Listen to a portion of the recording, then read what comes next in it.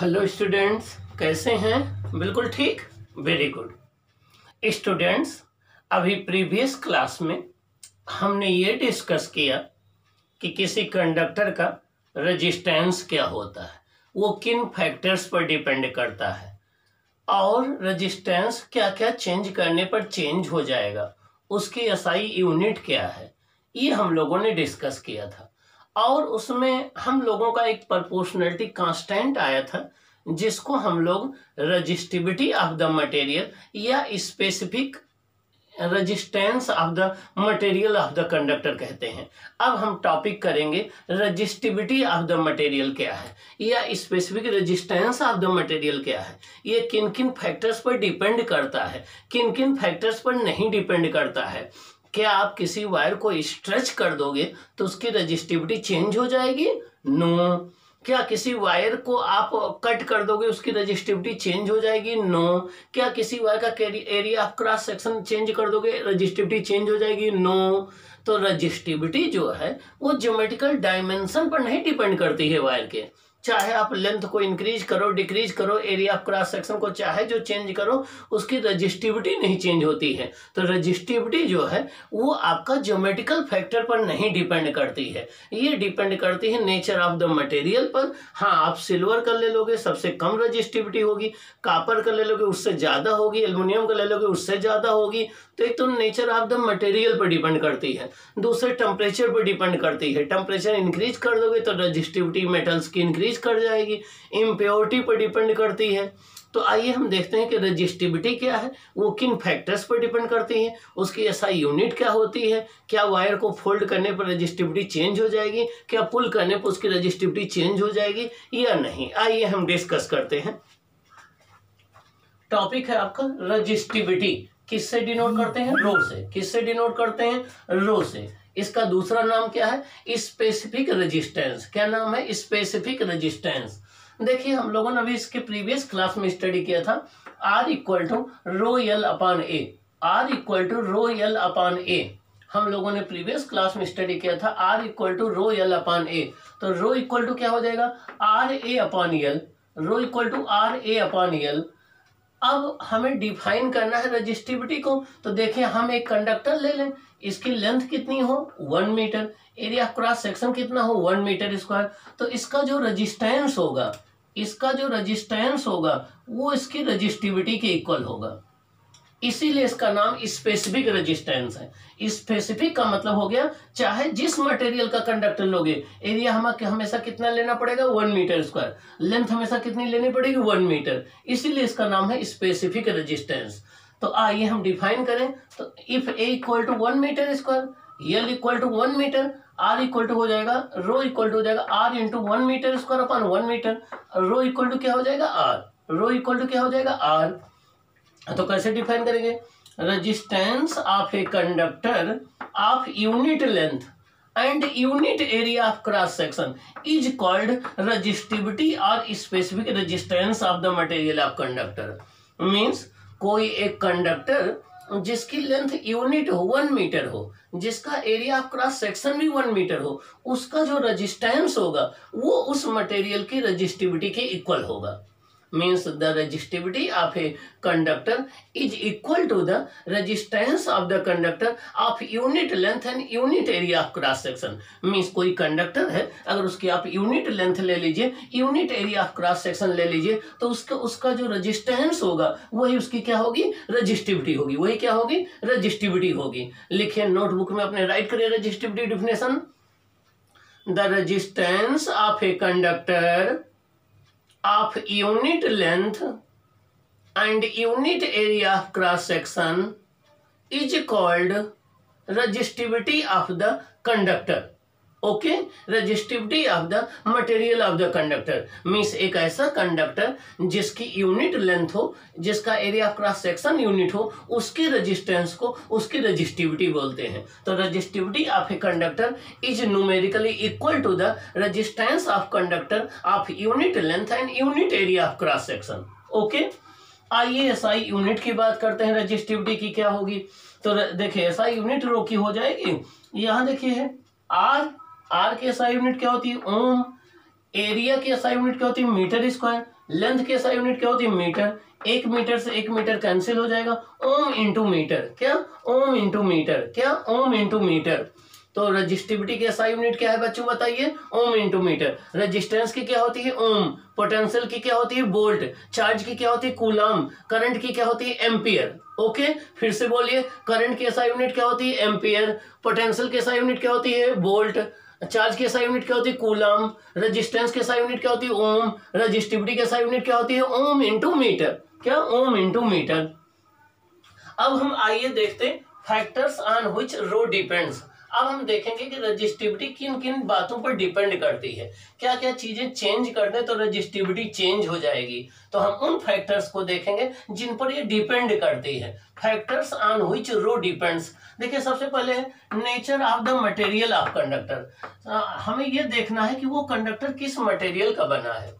जैसे सिल्वर के मेटल्स की रजिस्टिविटी सबसे लीस्ट होती है, उससे ज्यादा एलॉय की होती है, उससे ज्यादा सेमीकंडक्टर की होती है, सबसे ज्यादा इंसुलेटर की होती है। तो अगर कोई वायर एलॉय का बना होगा तो उसकी रजिस्टिविटी अलग होगी, कंडक्टर का बना होगा उसकी अलग होगी। कंडक्टर में सिल्वर का बना होगा तो सबसे लीस्ट रजिस्टिविटी होगी, कापर का बना होगा उससे ज्यादा होगी। तो रजिस्टिविटी जो है वो डिपेंड करती है nature of the material of the conductor पर। अगर नेचर चेंज कर देंगे तो रजिस्टिविटी चेंज हो जाएगी। दूसरा और सेकंड किस पर डिपेंड करती है? Temperature of the conductor. किस पर डिपेंड करती है? Temperature of conductor. अगर आप टेम्परेचर को इंक्रीज कर देंगे तो टेम्परेचर चेंज कर देंगे तो रजिस्टिविटी चेंज हो जाएगी। ये सभी मटेरियल के लिए चेंज होती है, चाहे वो कंडक्टर हो, चाहे इंसुलेटर हो, चाहे सेमीकंडक्टर हो, सबके लिए चेंज होती है। लेकिन सबका बिहेवियर अलग अलग होता है। जब आप टेम्परेचर चेंज करेंगे तो रजिस्टिविटी सबकी चेंज होती है, लेकिन सबका बिहेवियर अलग अलग होता है। अभी हम आगे डिस्कस करेंगे। अगला इम्प्योरिटी ऑफ द मटेरियल पर डिपेंड करती है कि क्या वो प्योर मेटल है, क्या उसमें कोई इम्प्योरिटी मिलाई गई है। अगर इम्प्योरिटी मिलती है तो किसी की रजिस्टिविटी इंक्रीज हो जाती है, किसी की डिक्रीज हो जाती है। तो रजिस्टिविटी आपके इन 3 फैक्टर्स पर डिपेंड करती है: impurity of the material, temperature of the conductor and nature of the material of the conductor. अब हम देखें कंडक्टर के लिए क्या बिहेवियर होता है। सेमीकंडक्टर। सेमीकंडक्टर में कार्बन है, जर्मेनियम है, सिलिकॉन है, इन ये मटेरियल आते हैं। मींस वो मटेरियल जिनकी रजिस्टिविटी कंडक्टर और इंसुलेटर के बीच में होती है उन्हें सेमीकंडक्टर कहते हैं। Those materials that have their resistivity in between the conductor and insulator और कॉल्ड सेमीकंडक्टर। वह मटेरियल जिनकी रजिस्टिविटी कंडक्टर और इंसुलेटर के बीच में होती है उन्हें हम सेमीकंडक्टर कहते हैं। जर्मेनियम है, सिलिकॉन है, कार्बन है, ये सब सेमीकंडक्टर में आते हैं। आइए देखते हैं कंडक्टर का बिहेवियर। टेम्परेचर अगर इंक्रीज कर देंगे कंडक्टर का, अगर आप टेम्परेचर इंक्रीज कर देंगे कंडक्टर का तो उसकी रजिस्टिविटी भी इंक्रीज हो जाएगी, रेजिस्टेंस भी इंक्रीज हो जाएगा। अगर आप टेम्परेचर इंक्रीज कर देंगे कंडक्टर का तो उसकी रजिस्टिविटी भी इंक्रीज हो जाएगी, रेजिस्टेंस भी इंक्रीज हो जाएगा। जब ऊपर को एरो है तो इसका मतलब होता है इंक्रीज होना, नीचे को एरो इसका मतलब डिक्रीज होना। तो जब भी किसी कंडक्टर का टेम्परेचर हम इंक्रीज कर देते हैं मेटालिक कंडक्टर का तो उसकी रजिस्टिविटी, रेजिस्टेंस दोनों इंक्रीज हो जाता है।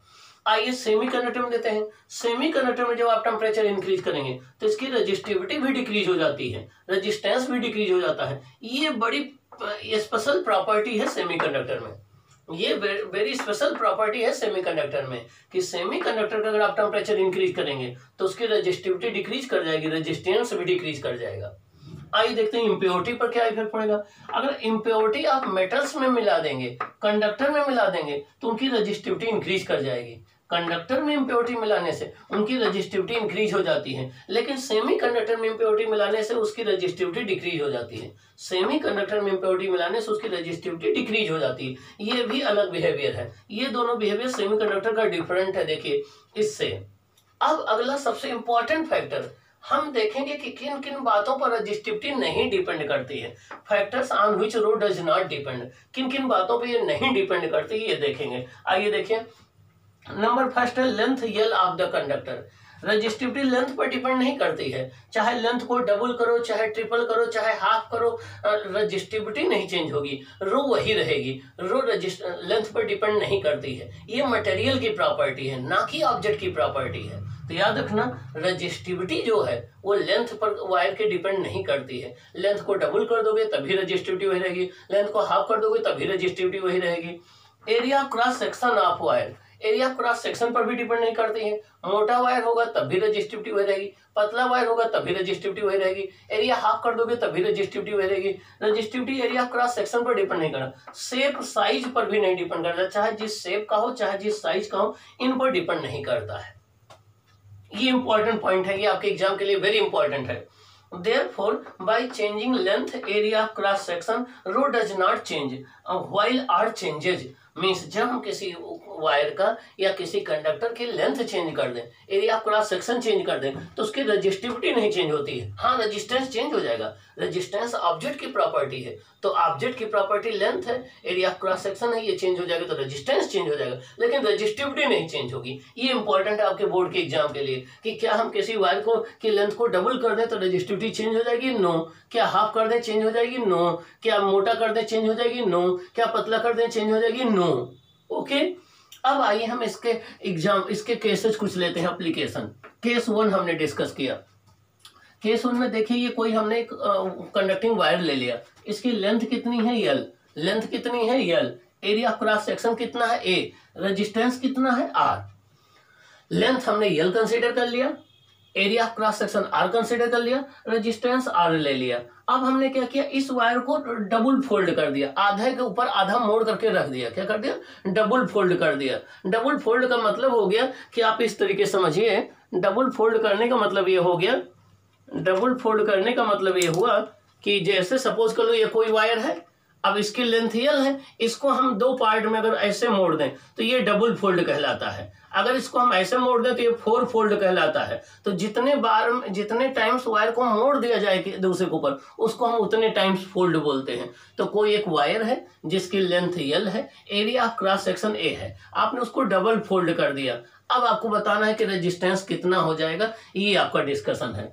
आपने इसको डबल फोल्ड कर दिया। अब जरा देखिए, जब डबल फोल्ड करेंगे तो लेंथ तो हाफ हो गई, area of cross section A और A 2A हो गया। पहले कितना था? A था, अब A और A 2A हो गया, तो एरिया ऑफ क्रॉस सेक्शन तो बढ़ गया, अर्थात थिकनेस तो बढ़ गई वायर की, लेंथ कम हो गई।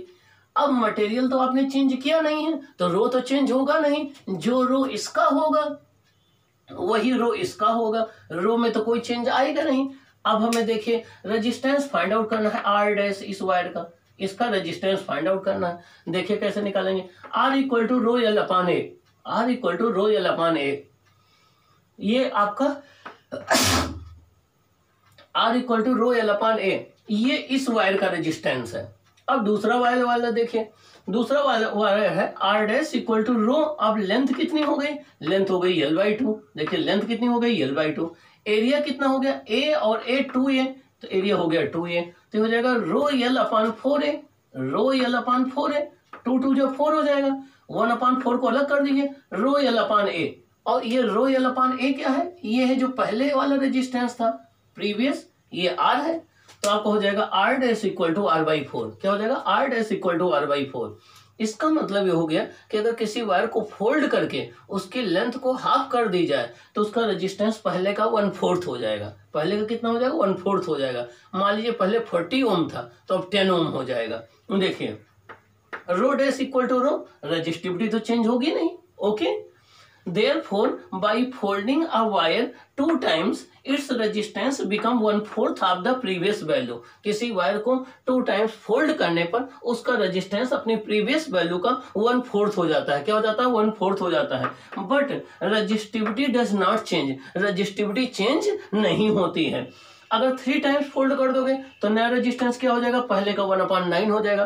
4 टाइम्स फोल्ड कर दोगे तो 1/16 हो जाएगा। 5 टाइम्स कर दोगे तो 1/25 हो जाएगा। अगर n टाइम कर दोगे तो नया रेजिस्टेंस हो जाएगा R' equal to R upon n square. जहां पर n की वैल्यू 2 रख दो तो R अपान 4 आ जाएगा, n की वैल्यू 3 रख दो तो R अपान 9 आ जाएगा, n की वैल्यू 4 रख दो R अपान 16 आ जाएगा। ओके, ये पहला केस रहा कि जब हम किसी वायर को फोल्ड कर देते हैं तो उसकी रजिस्टिविटी तो नहीं चेंज होती है, उसकी रजिस्टिविटी तो नहीं चेंज होती है, लेकिन उसका रेजिस्टेंस चेंज हो जाता है। क्या? रजिस्टिविटी नहीं चेंज होती है लेकिन रेजिस्टेंस उसका चेंज हो जाता है। क्या? चेंज हो जाता है। तो देखिए आप यहाँ से क्वेश्चन पूछे जाते हैं, इसको आपको ध्यान।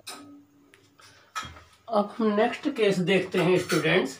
देखिए केस नंबर आपका 2 क्या है? केस नंबर सेकंड है, if a wire is stressed और pulled 2 times find the new resistance and resistivity of the wire. कोई एक वायर है, उसको 2 times स्ट्रेस कर दिया गया, तो आप उसका नया रेजिस्टेंस और नई रेजिस्टिविटी बताना है कितना होगा। आइए देखते हैं। R equal to rho L upon A formula होता है। ये देखिए कोई एक वायर है, यहाँ से हमने इसको सस्पेंड कर दिया, इसकी लेंथ L है, रेजिस्टेंस R है, एरिया ऑफ क्रॉस सेक्शन इसका क्या है A है। इसको यह फोर्स हमने अप्लाई करके इसको स्ट्रेस्ड कर दिया, इसकी नई लेंथ L डैश हो गई, रेजिस्टेंस R डैश हो गया, area of cross section A dash हो गया। अब देखें, जब भी किसी वायर को आप पुल्ड करेंगे या स्ट्रेस्ड करेंगे तो लेंथ तो उसकी इंक्रीज होगी, लेकिन एरिया ऑफ क्रॉस सेक्शन कम होता जाएगा, वो वायर पतला होता जाएगा, तो वॉल्यूम नहीं चेंज होगा। जितना वॉल्यूम पहले रहेगा वायर का, वही वॉल्यूम बाद में रहेगा। और वॉल्यूम होता है area of cross section into length, तो जो वॉल्यूम इसका रहेगा वही वॉल्यूम इसका रहेगा। तो V1 equal to V2, V1 equal to V2, तो A1 L1 equal to A2 L2, क्या A1 L1 equal to A2 L2, क्या A1 L1 equal to A2 L2। यहाँ से हम मान लें A1 एरिया था इसका, A2 एरिया इसका हम मान लें, L1 लेंथ इसकी मान लें, L2 लेंथ इसकी मान लें, तो वॉल्यूम दोनों का सेम रहेगा। वॉल्यूम होता है area of cross section into length.